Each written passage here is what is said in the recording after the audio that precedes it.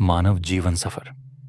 जरूरतों की पतली डोरी पर खड़ा यह परिवर्तनशील शरीर इस मुकाम से उस मुकाम पर जाने को तैयार था।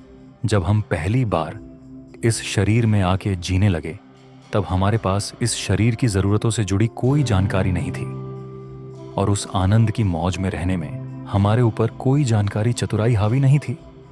तब यह निर्विकार शरीर हमारे लिए परमेश्वर से मिला हुआ एक वरदान था। उसमें आत्मा अपने आप को बहुत आनंदित महसूस कर रही थी। पर धीरे धीरे समय रूपी पतली डोरी पर यह शरीर आगे बढ़ा, तब धीरे धीरे शरीर की जरूरतों का एहसास होने लगा, और हम जरूरतों को जुटाने की एक एक जानकारियां इकट्ठी करने लगे। और तब हम खुद के मान प्रतिष्ठा में भी रस लेने लगे। तब हमें यह सबसे बड़ा भ्रम हो गया कि हम हर कार्य में, हर विचार में संपन्न हैं। तब हमारे ऊपर यह गलतफहमी हावी होने लगी कि हम सब कुछ कर सकते हैं। हम यह मानने के लिए तैयार ही नहीं कि हम एक साधारण जीव हैं। तब इन मनमाया में हम कब घिर गए, हमें पता भी न चला।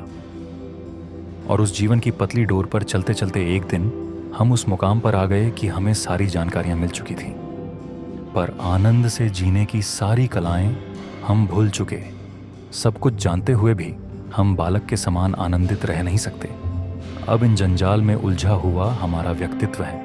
हम सभी मानसिक रोगी बन चुके हैं। हम ये भी मानने की अवस्था में नहीं है कि हमारे अंदर कुछ त्रुटि है। ऐसी उलझी हुई मनोदशा हम चाहकर भी छोड़ नहीं सकते। आखिर हम जाएं तो जाए कहां पर? वहां से आगे सच्चे संतों महापुरुषों का उपदेश और तरीका हमारे बेहद काम का है, जो फिर से हमें उस अवस्था में जीना सिखा सकता है।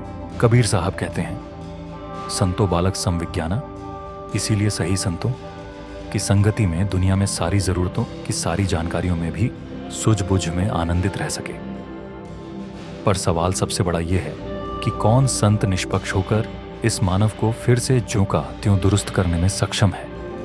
यहां तो अनेक संत ये दावा करते दिखाई दे रहे हैं कि मैं तुम्हें सही ज्ञान देने में सक्षम हूं, पर वह संत कोई बिरला ही है जो अपनी शुद्ध रहनी में रखकर ईमानदारी से उस मालिक को सौंप दें। सतनाम सत्संग समिति, मालवा अंचल, इंदौर। विचार दिलीप वामन।